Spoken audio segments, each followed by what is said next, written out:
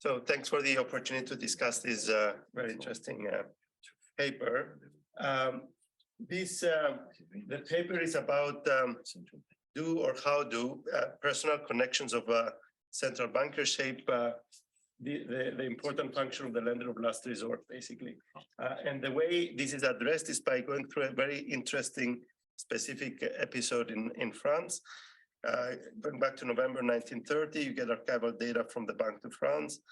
BDF lent, the result is that BDF lent more to connected banks, those whose members were BDF shareholders.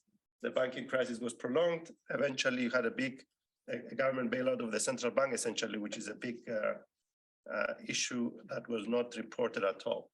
Now, the decision, so liquidity assistance, you can argue about the paper whether if you want to be really a big critic that happened in 1930 in a different design central bank, who cares? The question is you do care because the decision on who gets liquidity and who does not was important in 1930, but it was also important very much now. So for example, I have personal experience with this event in Cyprus, where essentially the emergency liquidity assistance that the ECB was giving to Cyprus eventually became a big part of the problem, and you had to get the money by bailing in the depositors who were not expecting it, basically. Then you have the Lehman Brothers bankruptcy. There's a nice book by Bo, actually, that's cited in the paper, that discusses how difficult this can be to determine whether a bank is solvent or not when you have opaque balance sheets. And the recent Bank of England intervention on the pension funds industry is very similar, actually. That's kind of a liquidity intervention as well. So the topic is very important, relevant, and extremely important for the life and death of a financial institution. Now, these central bank charters, though, vary quite a bit around the world. In this particular instance, the BDF was owned by these shareholders.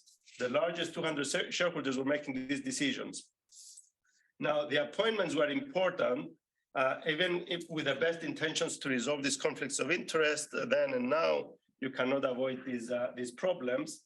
Maybe sometimes you talk to the private sector to get information, maybe not. This interaction becomes important. You might be influenced by them, you might not. I'm going to come back to that now. The methodology is to get diffs in diffs. You have the archival data on connected versus unconnected banks. You have borrowing from individual banks daily during the panic. You have many monthly observations that have zero. So it's a two-stage approach where you have almost like a Tobit model. So you use a zero inflated Poisson model that estimates first the probability of getting a loan, and then you do the diff in diff. Interestingly, there's higher effects when CFIs are excluded from the sample. I'm going to come back to that in the next slide. And that could be discussed more in the paper. Now, why do I say that's important? I'm going to go through the questions. I have first, the paper is very well written, so there's not a lot of comments one can make. The big question is, who are the shareholders? So the shareholders of BDF, that's, even though that might have been determined 100 years earlier, it's kind of not exogenous, basically, in the sense that these 200 families, they are not exogenous to the charter. These are the larger banks, basically. The larger banks, if you're a central, if you had the Banque de France governor at the time, they might say, those are the banks that I need to support if I'm going to control the crisis.